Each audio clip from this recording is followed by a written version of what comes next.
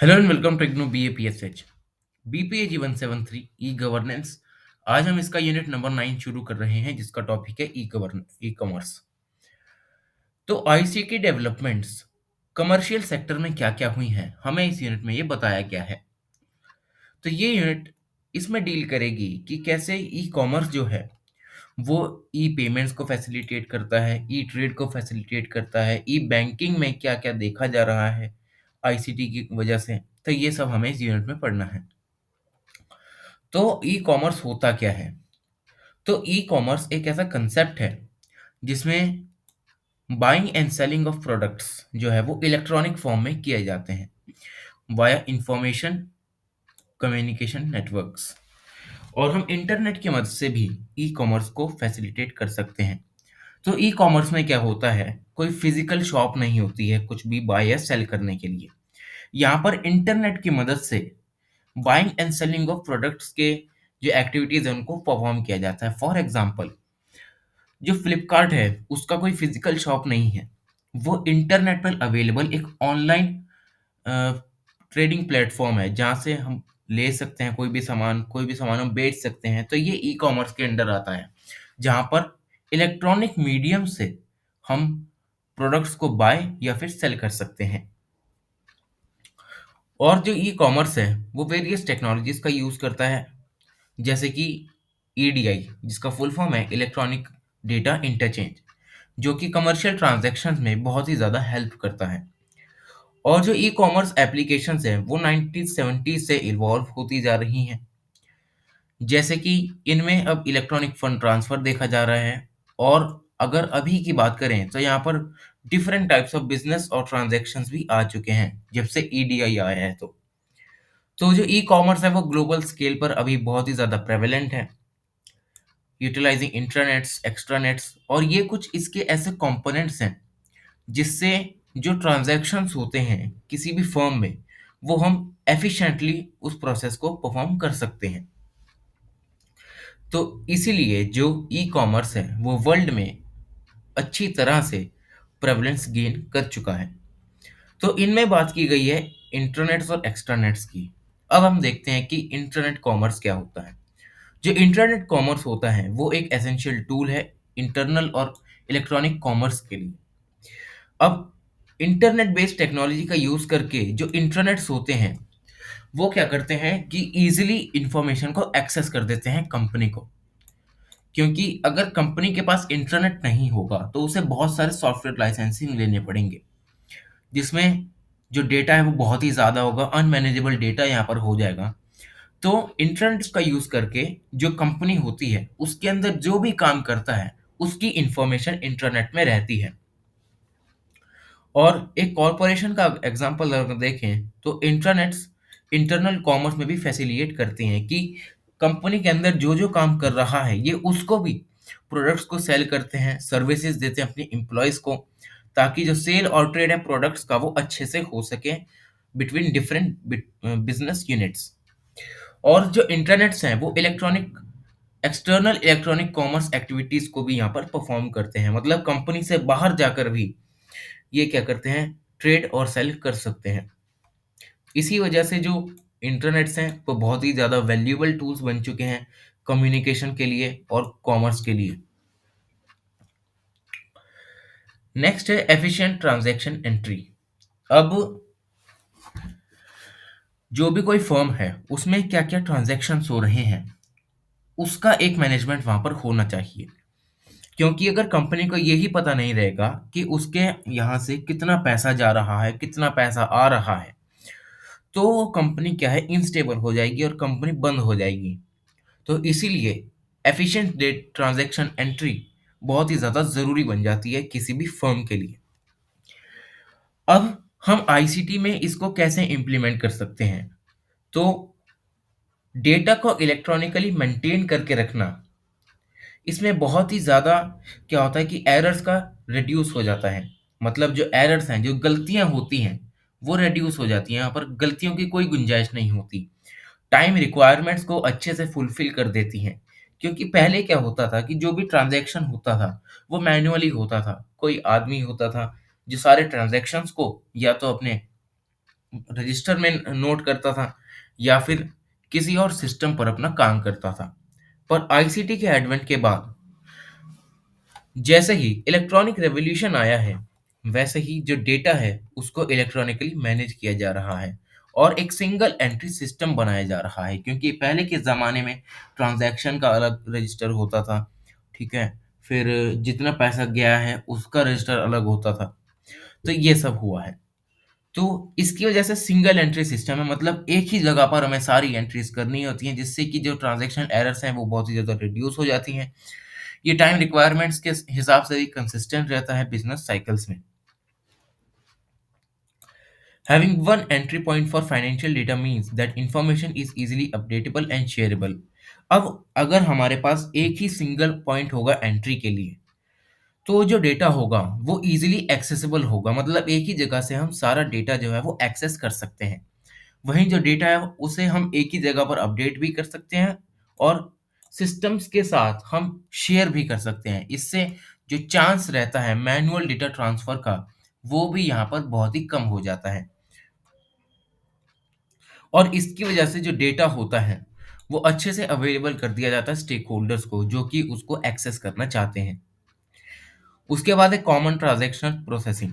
अब common procedures को यहाँ पर फॉलो किया जाता है, मतलब सिमिलर काइंड के ट्रांजैक्शंस के लिए एक ही एंट्री पॉइंट है, जहाँ से जो भी डेटा है ट्रांजैक्शन से रिलेटेड वो यहाँ पर फीड किया जाता है, जिससे जो ट्रांजैक्शन है वो एक कंसिस्टेंट मैनर में यहाँ पर रिपोर्ट किए जाते हैं, ताकि कोई भी कंपनी का जो एम्प्लॉय है या जो स्टेक होल्डर है वो इंफॉर्मेशन को एक्सेस कर सकें।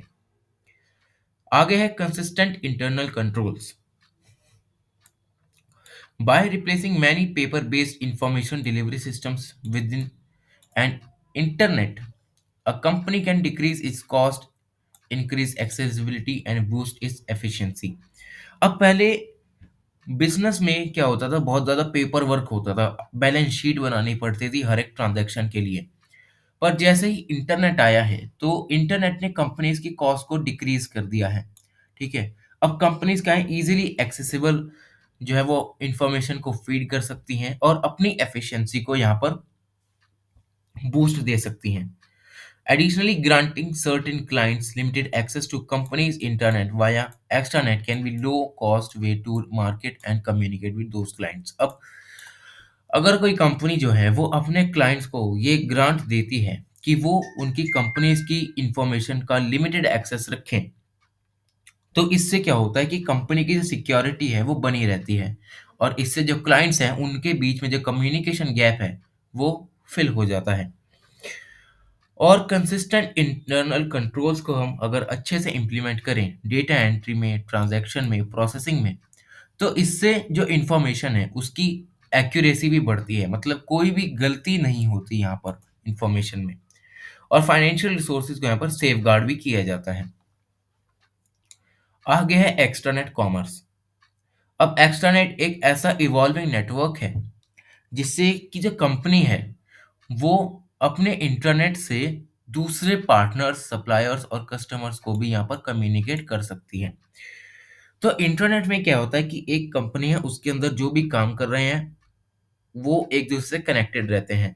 पर एक्स्ट्रानेट एक ऐसा सिस्टम है जो किसी कंपनी के इंट्रानेट को उस कंपनी के सप्लायर्स, कस्टमर्स और अदर ट्रेडिंग पार्टनर्स पर ये कनेक्ट करता है। इससे एक सिक्योर कनेक्शन मिलता है कम्युनिकेशन का और कोलैबोरेशन का between the company and the authorised external users through private networks और वीपीएन। अब प्राइवेट नेटवर्क्स और वीपीएन की मदद से जो कम्युनिकेशन है, ये जो कोलैबोरेशन है कंपनी और एक्सटर्नल यूजर्स का, वो बहुत ही सिक्योर हो जाता है। Extranets allow companies to extend limited access to their internal databases. अब extranet से क्या होता है कि जो लिमिटेड एक्सेस है वो यहाँ पर प्रोवाइड किया जाता है, मतलब अनलिमिटेड एक्सेस, किसी भी तरह की इंफॉर्मेशन कोई भी यहाँ पर नहीं ले सकता। लिमिटेड एक्सेस में यहाँ पर इंटरनल डेटाबेस में इंफॉर्मेशन को दिया जाता है, प्रोवाइड किया जाता है, जिससे कि जो कंट्रोल और सिक्योरिटी है नेटवर्क्स की वो बनी रह सके। एक्स्ट्रानेट एक बहुत ही वैल्यूएबल टूल है सप्लाई चेन मैनेजमेंट के लिए, ताकि जो एफिशिएंट कम्युनिकेशन है वो यहाँ पर हो सके एक्सटर्नल पार्टनर से, ताकि जो बिजनेस ऑपरेशंस है उनको अच्छे से इनहेंस किया जा सके। और जो एक्स्ट्रानेट्स हैं वो कंपनी को कॉस्ट इफेक्टिव सॉल्यूशंस भी देते हैं कम्युनिकेशन और कोलैबोरेशन के लिए। क्योंकि पहले अगर किसी कंपनी को किसी पार्टनर के साथ कोलैबोरेशन करना है, तो वो उस पार्टनर को पहले कॉन्टैक्ट करेगी, उसके बाद उसके कुछ डिटेल्स लेगी, उसके बाद कुछ आगे एक्शन लिया जाएगा। तो एक्स्ट्रानेट में ऐसा नहीं होता। एक्स्ट्रानेट में सीधे तरीके से पार्टनर्स के साथ हम कनेक्ट कर सकते हैं। नेक्स्ट टॉपिक है ई कॉमर्स बेनिफिट्स। तो ई कॉमर्स के क्या क्या बेनिफिट्स हैं, तो इस फ्लो चार्ट की मदद से समझते हैं कि ई इलेक्ट्रॉनिक कॉमर्स के क्या क्या बेनिफिट्स हैं। तो हमें यहाँ पर तीन डायमेंशन दी गई हैं कि कंज्यूमर्स के लिए क्या क्या बेनिफिट्स हैं, सोसाइटी के लिए क्या क्या बेनिफिट्स हैं, या ऑर्गेनाइजेशन के लिए क्या क्या बेनिफिट्स हैं। तो अगर हम कंज्यूमर्स की तरफ देखें, तो कंज्यूमर्स के पास ई कॉमर्स के जरिए क्या हुआ है कि बहुत ज़्यादा वैरायटी मिल गई है प्रोडक्ट्स की। क्योंकि पहले फिजिकल शॉप्स होती थी, कोई इंसान है, किसी को कुछ सामान लेना है तो उस दुकान पर जाएगा, अगर वहाँ नहीं मिला तो वो दूसरी दुकान पर जाता है, तो ये पहले होता था। पर ई-कॉमर्स के ज़रिए इंटरनेट की मदद से वो किसी भी ऐप पर जाके कोई भी सामान आसानी से वाइड रेंज ऑफ प्रोडक्ट्स में से वो उसको चूज़ कर सकता है, और उसके प्राइस का भी डिफरेंस वहाँ पर ले सकता है कि इस पर्टिकुलर ऐप में इतने का मिल रहा है, उस पर्टिकुलर ऐप में इतने का मिल रहा है। तो ये उसके पास वैरायटी आ चुकी है कंज्यूमर्स के पास। अब है कॉम्पिटिटिव प्राइसिंग एंड डिस्काउंट्स। अब हर ऐप क्या करती है कि कुछ ना कुछ डिस्काउंट करती है ताकि जो कंज्यूमर्स हैं वो ज़्यादा से ज़्यादा इनकी ऐप से ऑर्डर करें। तो इससे कॉम्पिटिटिवनेस बढ़ती है प्राइसिंग में कि हर कोई जो ऐप है वो अपना प्राइस कम से कम रखती है ताकि कंज्यूमर सबसे ज़्यादा इन्हीं की ऐप से ऑर्डर करें।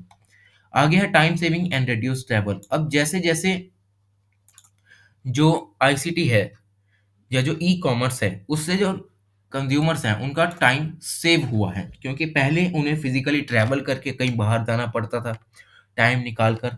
अब क्या है, वो अपना काम करते-करते भी किसी भी चीज़ को मँगा सकते हैं अपने पास। इससे क्या हुआ है कि उनका टाइम सेव हुआ है और ट्रैवल भी रिड्यूस हो चुका है। फोर्थ है कन्वीनियंस ऑफ ऑनलाइन शॉपिंग। अब ऑनलाइन शॉपिंग का यहाँ पर जो है वो एरा स्टार्ट हो चुका है, जहाँ पर जो लोग हैं वो ग्रोसरीज से लेके बड़ी बड़ी चीज़ों तक, टीवी फ्रिज वगैरह तक वो ऑनलाइन मंगा सकते हैं। तो ये कंज्यूमर्स को यहाँ पर ई कॉमर्स से फ़ायदा मिला है। अब बात करते हैं ऑर्गेनाइजेशंस की। तो ऑर्गेनाइजेशंस में क्या क्या फ़ायदे मिले हैं। सबसे पहले एफिशिएंसी और प्रोडक्टिविटी बढ़ी है। सेकंड है कि एक्सपेंडेड कस्टमर रीच। अब ऑर्गेनाइजेशंस ई-कॉमर्स के ज़रिए क्या करती हैं कि अपनी ऐप्स को लॉन्च करती हैं। अब उन ऐप्स को कंज्यूमर्स अपने मोबाइल्स में जो है वो इंस्टॉल करते हैं। तो इससे क्या वो जो फ़र्म है वो एक जगह ना रहकर अब अलग-अलग जगह अपनी रीच कर रही है। मतलब उसके पास कंज्यूमर ज़्यादा आ रहे हैं, उसके पास कस्टमर्स ज़्यादा आ रहे हैं। इससे क्या हुआ है कि उनकी जो ग्लोबल मार्केट प्लेस है वो भी इंक्रीज़ हुई है। क्योंकि अलग-अलग कंज्यूमर्स जो है वो उनकी ऐप से या तो शॉपिंग करते हैं या कुछ ट्रेडिंग करते हैं या सेल करते हैं। तो इससे क्या होता है कि ग्लोबल मार्केट प्लेस में उस फर्म का जो पोजीशन है वो इंक्रीज होती रहती है। ऑटोमेटिकली यहाँ पर सारे काम कर दिए जाते हैं। ठीक है, एफिशिएंसी और प्रोडक्टिविटी भी इंक्रीज होती है। अब बात करते हैं कि सोसाइटी पर इलेक्ट्रॉनिक कॉमर्स का क्या क्या बेनिफिट मिला है। तो सोसाइटी में सबसे पहले है इम्प्रूव्ड पब्लिक सर्विस डिलीवरी। अब पब्लिक सर्विस डिलीवरी की इम्प्रूवमेंट कैसे हुई है? पहले क्या लोग करते थे कि किसी एक पर्टिकुलर शॉप पर अगर कोई सामान जो है वो डैमेज मिला है, तो वहाँ जाकर वो वापस करने जाते थे। वहाँ भी जो सेलर होता था वो मना कर देता था कि हम नहीं लेंगे। तो इससे क्या हुआ है कि ई-कॉमर्स में एक अपना ग्रीवियंस रेड्रेसल भी आ गया है कि अगर आपको कोई भी प्रोडक्ट डैमेज मिलता है, तो आप उसकी ग्रीवियंस हमारे पोर्टल पर कर सकते हैं ताकि फर्दर एक्शन यहाँ पर लिया जा सके। तो ये इससे क्या हुआ है कि पब्लिक डिलीवरी सिस्टम में बहुत ही ज़्यादा इम्प्रूवमेंट देखने को मिला है। Reduce traffic and air pollution. अब अलग-अलग जगह जाने से क्या है कि लोग मोटर व्हीकल्स का इस्तेमाल करते हैं, ठीक है? इससे क्या होता है, पॉल्यूशन वगैरह भी बढ़ता है। तो ई-कॉमर्स के ज़रिए घर पर बैठे-बैठे लोग आराम से अपनी शॉपिंग करते हैं, बिना किसी दिक्कत के। आगे enhance opportunities for under deserved communities. अब जो अंडर डिज़र्व्ड कम्युनिटीज़ हैं, जो कि ट्रेडिंग में अपना जो है वो काम करती हैं, तो इससे यहाँ पर उनको अपॉर्च्युनिटीज़ मिली हैं। क्योंकि फॉर एग्ज़ाम्पल कोई एक ट्राइबल कम्युनिटी है, वो कोई पर्टिकुलर ऑयल बेचती है, तो वो क्या होगा कि वो अंडर डिजर्व्ड होगी, मतलब ज़्यादा लोगों की रीच नहीं होगी उसके पास। बहुत ही कम लोग उनका जो है वो कोई प्रोडक्ट खरीदते होंगे। पर ई-कॉमर्स की वजह से वो अपनी जो प्रोडक्ट्स हैं उनको ऐप पर लॉन्च कर सकते हैं, जिससे जो उनकी कस्टमर रीच है वो बढ़ सकती है और इनको ज़्यादा से ज़्यादा अपॉर्च्युनिटीज़ मिल सकती हैं अपने प्रोडक्ट को बेचने के लिए।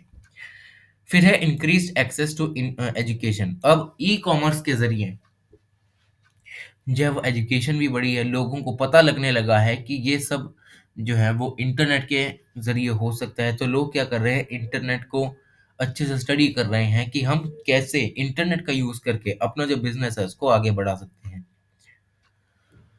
नेक्स्ट टॉपिक आता है ई-कॉमर्स लिमिटेशंस। अब जो ई-कॉमर्स है, उसमें कुछ लिमिटेशंस है। 2 तरह के लिमिटेशंस का यहाँ पर रेफरेंस मिलता है। तो पहली है टेक्निकल लिमिटेशंस और दूसरी है नॉन टेक्निकल लिमिटेशंस। तो टेक्निकल लिमिटेशंस की अगर हम देखें, तो there is a lack of system security. System secure नहीं है बहुत सारे लोगों का। ऐसा भी होता है कि अगर हमें कोई प्रोडक्ट खरीदना है, तो हम वेब पर सर्च करते हैं, तो कई बार फेक वेबसाइट्स भी यहाँ पर आ जाती हैं, जो कि आपको गलत सामान भेजकर यहाँ पर अपना धंधा चलाती हैं। दूसरा है कि कम्युनिकेशन प्रोटोकॉल्स यहाँ पर अच्छे नहीं हैं, ठीक है।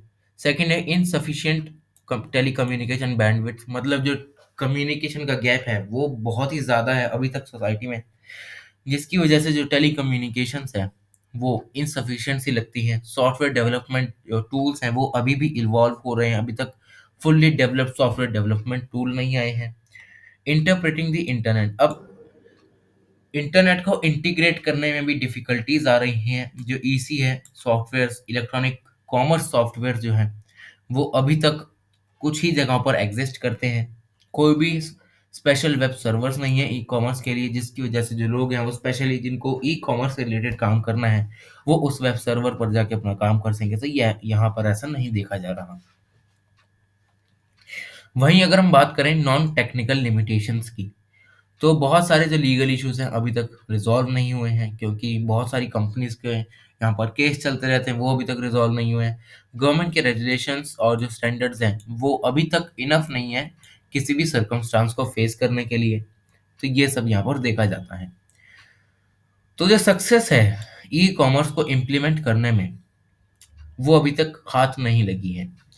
अगर हमें इसको अच्छे से इम्प्लीमेंट करना है, तो हमें क्या करना पड़ेगा कि जो insufficient support services, copyright clearance और टैक्स एक्सपर्ट्स जो हैं, इन सबको अच्छे से ट्रेनिंग देनी पड़ेगी, इन सबको अच्छे से इम्प्रूव करना पड़ेगा।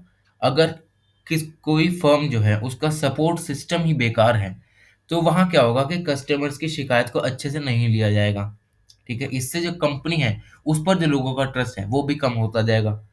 तो इस सभी को इम्प्रूव करने के लिए आईसीटी को अपनी जो है वो रीच बढ़ानी पड़ेगी, अगर उसको काम करना है तो। आगे है इलेक्ट्रॉनिक पेमेंट्स। अब पेमेंट्स की जहाँ तक बात आती है, तो पहले सिर्फ कैश इकोनॉमीज होती थी, हर जगह कैश चलता था। कैश एक पावरफुल और मोस्ट पॉपुलर रहा है मीडियम ऑफ एक्सचेंज। तो अब आईसीटी की मदद से क्या हुआ है कि जो पेमेंट्स है वो भी अब इलेक्ट्रॉनिकली ट्रांसफर करने लग गए हैं लोग। फॉर एग्जांपल जैसे कि गूगल पे आ गया है, तो हम कैश ना देकर हम क्यूआर कोड को स्कैन करते हैं, उससे पेमेंट कर देते हैं, तो ये है, ऐसा होता है। और अगर हम कैश के ड्रॉबैक की बात करें, तो कैश का सबसे बड़ा ये ड्रॉबैक है कि हम किसी भी कस्टमर डिस्प्यूट में उसको प्रूफ नहीं कर सकते कि हमने इसको पेमेंट दी है, क्योंकि अगर हमने किसी को पेमेंट दी और वो मना कर रहा है कि आपने मुझे पेमेंट दी ही नहीं किसी ऑफिसर के सामने, तो ऑफिसर को यही लगेगा कि इसने पेमेंट नहीं दी है, तो ये गलत है। तो इससे हम प्रूव नहीं कर सकते। पर इलेक्ट्रॉनिक पेमेंट से क्या हुआ है, हमारे पास एक डिजिटल साइन, एक सर्टिफिकेट टाइप आता है, जिससे हम ऑफिसर को दिखा सकते हैं, किसी भी अथॉरिटी को दिखा सकते हैं कि हमने इसको पेमेंट दी है, ठीक है। तो इससे यहाँ पर ये सब डेवलपमेंट्स हुए हैं, जहाँ पर जो सिग्नेचर्स और जो माइक्रो पेमेंट्स होती हैं वो यहाँ पर दिखाई जाती हैं। और जो सिग्नेचर हैं वो वेरीफाइड होते हैं। बहुत सारी जो रिलायबल पेमेंट्स ऐप हैं, जैसे कि गूगल पे, फ़ोन पे, तो इन सब में डिजिटल सिग्नेचर्स होते हैं और कुछ एडिशनल इन्फॉर्मेशन भी दी जाती है, जैसे कि टाइम, कौन से टाइम पर हमने दिया है, ठीक है, कौन से डे पर हमने दिया है, तो ये सब यहाँ पे प्रोवाइड किया जाता है। इससे जो कैश इकोनॉमी है उसको थोड़ा थोड़ा जो है वो यहाँ पर डिक्लाइन देखने को मिल रहा है। आगे है आईसीटी एंड बैंकिंग। अब जो आईसीटी है वो बैंकिंग सेक्टर में भी यूज किया जा रहा है ताकि जो ऑपरेशंस हैं बैंकिंग के वो अच्छे से परफॉर्म किए जा सकें। अब जो बैंकिंग की एक्टिविटीज हैं उसमें ज़्यादा से ज़्यादा इंटरनेट का यूज़ हो रहा है। लोग घर बैठे बैठे ई बैंकिंग के मदद से अपने जो अकाउंट्स हैं उसमें जो बैलेंस है उसको चेक कर सकते हैं। ठीक है, एटीएम्स की मदद से इलेक्ट्रॉनिकली यहाँ पर अपने पैसे निकलवा सकते हैं। इलेक्ट्रॉनिक बैंकिंग की यहाँ पर बहुत ज़्यादा जो है रेलेवेंस देखने को मिल रही है, जिससे कि जो बिल पेमेंट होती है वो यहाँ पर हम इजीली अपने मोबाइल फ़ोन से बिल पे कर सकते हैं किसी भी बैंक को। तो ये यहाँ पर देखा जा रहा है। ट्रांज़ैक्शन बहुत ही फ़ास्ट हो चुके हैं, ट्रांसपेरेंट हो चुके हैं बैंक्स सभी कस्टमर्स के लिए। अब जो कस्टमर्स हैं, उनको उनके फाइनेंस के ऊपर कंट्रोल मिल चुका है। जो बैंकिंग सर्विसेज़ हैं वाइडली एक्सेसिबल हैं। तो ये सब है आईसीटी और बैंकिंग। आगे है कंप्यूटराइज़ेशन ऑफ ट्रेज़री सिस्टम। अब जो कंप्यूटराइज़ेशन हुआ है ट्रेज़री सिस्टम का, इससे जो एफिशिएंसी है और एक्यूरेसी जो है फाइनेंशियल ट्रांजैक्शन की वो ज़्यादा बढ़ी है। और इसमें जो ट्रेजरी इंफॉर्मेशन सिस्टम है वो बहुत ही की रोल प्ले करता है इस प्रोसेस में। तो जो ट्रेजरी इंफॉर्मेशन सिस्टम है वो असिस्ट करता है इन बिल पासिंग, बजटिंग, कंट्रोलिंग। ये सब जो प्रोसेस हैं वो यहाँ पर किए जाते हैं ट्रेजरी सिस्टम में, ताकि जो स्टेक होल्डर्स हैं गवर्नमेंट में या स्टेट गवर्नमेंट में वो अच्छे से इनको एक्सेस कर सकें। और ये जो सॉफ्टवेयर है ये डेटा को जनरेट भी करती है फाइनेंशियल और स्टैटिस्टिकल डायरेक्टरेट के लिए, ताकि जो भी ट्रांजैक्शन हो रहे हैं ट्रेजरी सिस्टम में वो उनके पास एक प्रूफ के तौर पर रह सकें। और जो ट्रेजरी इंफॉर्मेशन सिस्टम है उससे ट्रांसपेरेंसी, एक्यूरेसी और अकाउंटेबिलिटी बढ़ी है फाइनेंशियल मैनेजमेंट में ट्रेजरी लेवल पे, और गवर्नमेंट्स और सिटीजन्स को इसका बेनिफिट भी मिल रहा है। तो ये है हमारा बीपीए जीवन 73 का e commerce unit number 9। Thank you so much.